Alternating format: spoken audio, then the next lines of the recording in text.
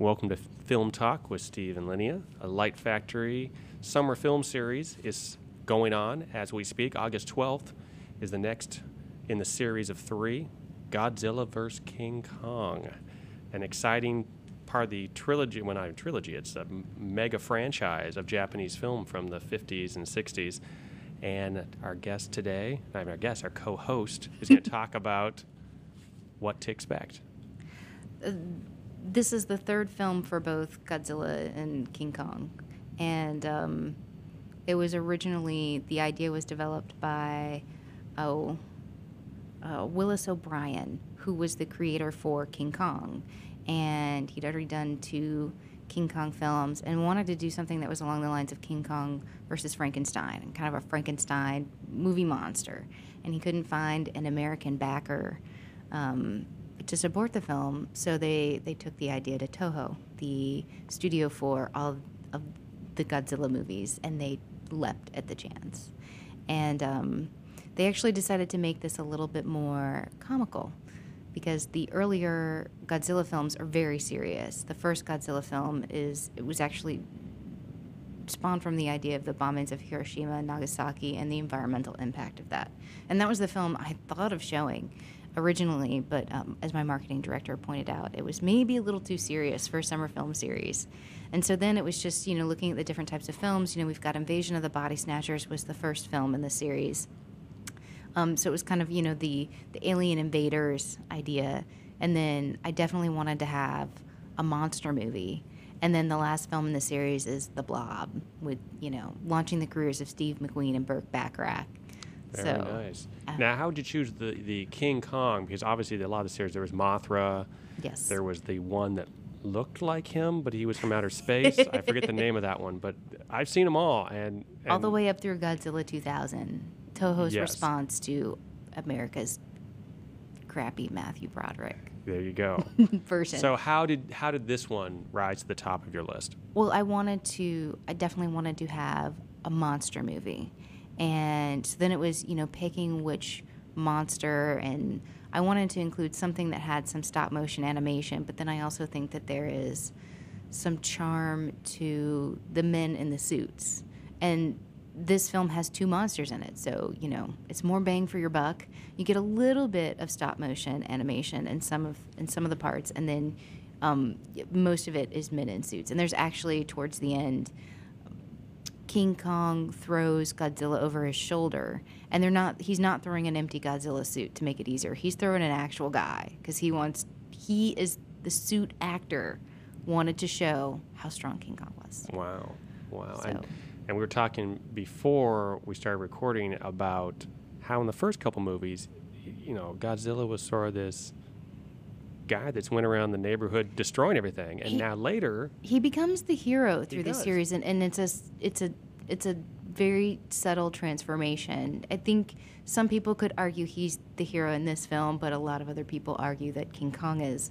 I don't want to give away the ending, and then there's also the idea that there are 2 different endings. So for those of people who are curious, it is the American version with the American ending and the awesome cheesy English dubbing, which I think is just part of the charm of these films. Which you said you will do at the film. I will try and throw my voice so that when I introduce the film, it looks like I'm being dubbed. So or maybe you've got a few surprises for those that show up. You've got a Godzilla mask you're going to wear. I do. Well, I watched Godzilla films with my dad when I was a kid, so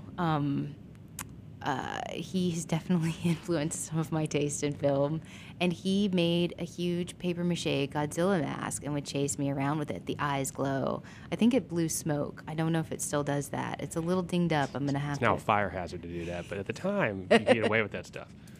Well, it's good parenting. That's if you would like some parenting tips as well. We've got that for you. It's asbestos lining the inside of it to keep you safe. Well, it is paper mache, so it was made with some sort of glue, and he's an art professor, so there's probably some turpentine mixed in there. And the classic Godzilla roar. Yes. Is there going to be a contest for that? There's got to be a contest. I think we could include, yes. I think we should. Prize or something. And also perhaps the beating of the chest for King Kong. Yeah.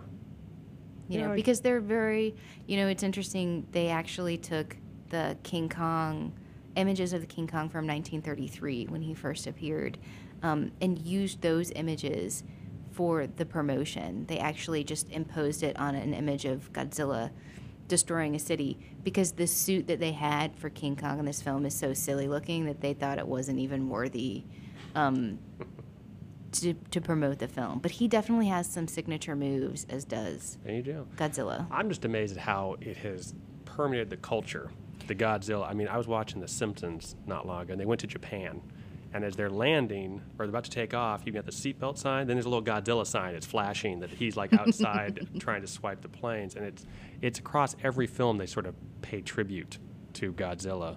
Well, and he's also influenced a lot of other films, just, the way that Godzilla films have been shot in monster movies. If you look at something like Cloverfield, when people first started seeing teaser trailers for that and the posters for it, they thought it was a new Godzilla film. And just the way, you see bits and pieces of the monster, and the monster isn't really fully revealed towards the end of the film. I mean, that's something that, that comes from this genre. And, the summer film series, it is fun and it is light, but a lot of these films also have a very strong cinematic influence on other films and are very important still in cinematic history. And it's really great when you can show something that that does both, that has great entertainment value, and movies are supposed to be entertaining, but also has a really great legacy in film and can be considered important. And I certainly think that King Kong versus Godzilla is. This is one of the best top 20 of the entire film history. For you? Yes. For me, yeah. I mean, this was like Saturday night. There's nothing going on. I don't drive yet, so you're at home doing nothing. Maybe other people are out. I was watching Godzilla movies, but let's talk specifics here. 7 o'clock on Thursday the 12th? 6 o'clock? 7 o'clock? I mean, that's like a specific thing we need to know. I believe it's 7:30. 7:30. Yes. 7:30 here at the Light Factory in Spirit Square. At the Light Factory in Spirit Square in our night gallery. So the summer film series is a little, we have film series that go along with our exhibits. And in the summer, we have our annuale and our member show. They're so eclectic that you can't really have films that go along with it. So we do our summer films. And so you get to watch a film in a gallery surrounded by art, which is kind of a cool experience. And Very then, nice. We'll continue that in the fall when we have our surrealism exhibit. We'll have a surrealism film series. So it kind of makes sense watching the films and being immersed in the art. It's almost like being immersed in the film. Very cool. And it is totally free.